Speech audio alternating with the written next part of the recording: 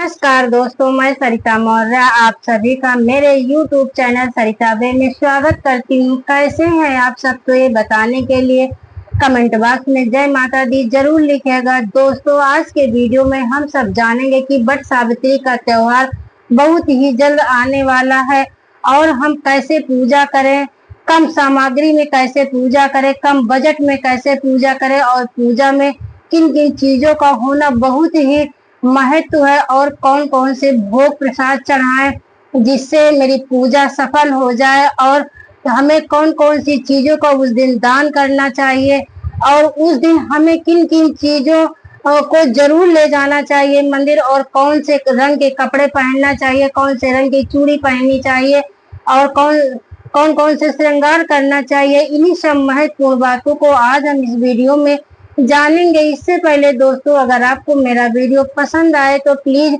Video को like और channel को सब्सक्राइब कर दीजिएगा।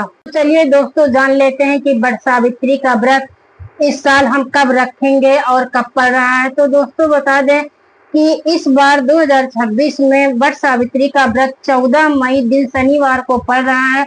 उसी दिन हम सब महिलाओं को व्रत रखना चाहिए। ये व्रत जेठ की अमावस्या तिथि को मनाया जाता है। इस दिन हम सब सुहागिन महिलाएं इस व्रत को बड़े धूमधाम से मनाते हैं और अपने पति की लंबी उम्र की कामना करते हैं। और इस व्रत में हम सबको श्रृंगार की सारी सामग्री वगैरह चढ़ानी चाहिए और भोग प्रसाद बनाना चाहिए। भोग प्रसाद में क्या क्या बनाना चाहिए ये भी मैं आपको आगे बताऊंगी और श्रृंगार की क्या क्या सामग्री चढ़ानी चाहिए ये भी हम सब आपको आगे बताऊंगी। तो ये जो वट सावित्री का त्योहार है ये जेठ की अमावस्या को ही मनाया जाता है। तो दोस्तों बता दें कि हम वट सावित्री की पूजा सरल विधि से कैसे करें और कम सामग्री में कैसे करें। तो दोस्तों, जरूरी नहीं है कि आप महंगी सामान ही चढ़ाएं, आप सस्ती सामान भी चढ़ा सकती हैं पूजा में, लेकिन 16 श्रृंगार ही की चीजें चढ़ाएं। बहुत से घरों में साड़ी मतलब वस्त्र वगैरह दान किए जाते हैं, जिसके अपनी जितनी सामर्थ्य के हिसाब से सब दान करती हैं। बहुत से घरों में महिलाएं हैं जो नहीं दान करती हैं, चढ़ाया हुआ वस्त्र वो खुद स्वयं पहनती हैं। और पूजा में हम बता दें कि 16 श्रृंगार की सारी सामान आपको चढ़ाना, जैसे चूड़ी है, बिंदी है, नेल पॉलिश है, लिपस्टिक है, कलावा है, महावर है, चुनरी है, मतलब कि इसी तरह करके पूरे 16 श्रृंगार की सामान ही चढ़ानी चाहिए। और भोग प्रसाद को उस दिन हम सब सुबह उठकर अपने घर में साफ सुथरे कपड़े, तो उस दिन हम सब महिलाओं को सुबह जल्दी उठ जाना चाहिए और उठकर उस दिन अपने घर में गंगा जल का छिड़काव करके अपने घर को शुद्ध करके और नहा धो के साफ स्वस्थ कपड़े पहनकर हम महिलाओं को भोग प्रसाद बनाना चाहिए। और भोग प्रसाद में हम मतलब कि जैसे गुलगुला है, पूरी है, पुआ है, खीर है और बहुत से लोग मिठाइयाँ वगैरह चढ़ाते हैं बना के। बहुत सी महिलाएं जो बाजार से मंगा कर चढ़ाती हैं, लेकिन बाजार से आप ना मंगाएं तो ज्यादा अच्छा है, घर से ही बना कर ले जाएं। क्योंकि जब भी भगवान का भोग बनाए तो घर में बनाए, चाहे थोड़ा बनाए लेकिन घर से ही भोग, फल वगैरह हमें जरूर चढ़ाना चाहिए पूजा में। फल चाहे आप जो भी चढ़ाएं, लेकिन वट सावित्री के दिन पूजा में खरबूजे का बहुत बड़ा ही महत्व माना गया है। जरूरी नहीं कि आप 5 किलो 10 किलो चढ़ाएं, आप अपने बजट के हिसाब से चढ़ाएं। एक फल ले लीजिएगा, 2 फल ले लीजिएगा, जरूरी नहीं है कि आप 10 किलो 5 किलो चढ़ाइएगा। आप देख लीजिएगा आपकी जितनी सामर्थ्य है आप अपने हिसाब से। और पूजा करने के बाद में जब आप पूजा करके उठेंगी तो आप जो कलावा लिए होती है, बहुत से लोग धागा लेती हैं, वट वृक्ष में फेरे जरूर लगाना चाहिए। क्योंकि उस दिन वट वृक्ष के फेरे जरूर लगाकर धागा उसमें घुमा के बांधा जाता है 7 बार और अपने पति की लंबी उम्र की कामना महिलाएं करती हैं। और वहीं पर बैठकर बहुत सी महिलाएं गीत वगैरह गाती हैं, कथा वगैरह करती हैं, जिनको मतलब जितने अपने समय के हिसाब से काम करती हैं। बहुत महिलाएं केवल पूजा करके ही घर चली आती हैं। इसमें पूरे दिन का व्रत का कोई महत्व नहीं होता। जब तक आप पूजा नहीं करती हैं तब तक आप कुछ नहीं खाएंगी। पूजा करने के बाद आप आकर अपने घर में भोजन करिएगा। लेकिन दोस्तों बता दें, उस दिन कोई भी व्रत आप रखिएगा, लहसुन प्याज का सेवन मत करिएगा। लहसुन प्याज व्रत में नहीं खाना चाहिए, पूजा हो जाए उसके बाद भी नहीं खाना चाहिए।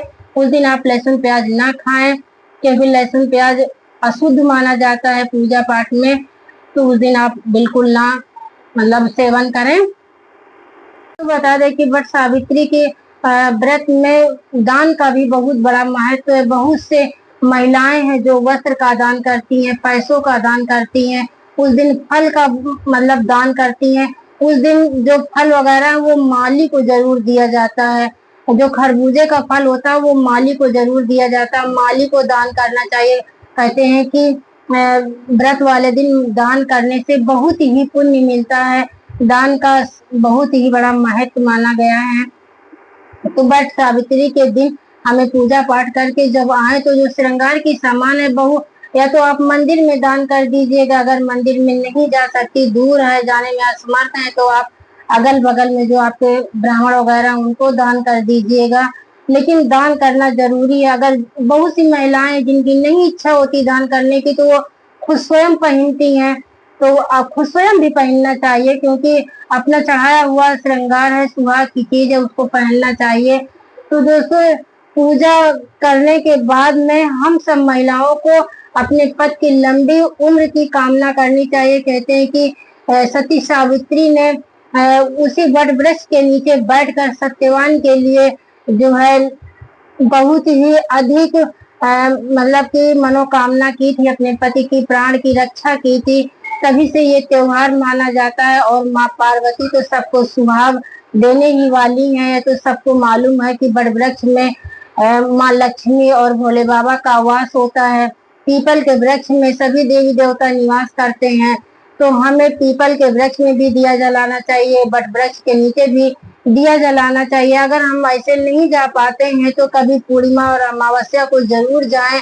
अगर नहीं जा पाते हैं तो ये वट सावित्री का जो व्रत माना गया है, इसको बरगदाही अमावस्या भी बोलते हैं, क्योंकि ये जेठ के महीने में मनाया जाता है। तो ये सबसे बड़ी अमावस्या मानी जाती है। इस दिन हम सब महिलाओं को जो व्रत रखती हैं, जो व्रत नहीं रखती हैं, सबको वहां जाकर अपने पति की लंबी उम्र की कामना करनी चाहिए कि हे वट वृक्ष माता, जो है मेरे पति के ऊपर कोई मुसीबत। दोस्तों, बता दें कि वट सावित्री की पूजा करने के बाद अपने अपने पति की लंबी उम्र की कामना करनी चाहिए। हे वट वृक्ष माता, जैसे आपने सब सती सावित्री के पति के प्राणों की रक्षा की, वैसे सबके पतियों की प्राणों की रक्षा करना मेरी यही एक दुआ है आपसे। और दोस्तों, आपको मेरा वीडियो कैसे लगा? अगर आपको मेरा वीडियो पसंद आया तो प्लीज वीडियो को लाइक और चैनल को सब्सक्राइब कर दीजिएगा। फिर मैं मिलती हूँ अगले वीडियो में। तब तक के लिए आप जहाँ भी रहे स्वस्थ रहिए, सुरक्षित रहिए और खूब खुश रहिए। धन्यवाद।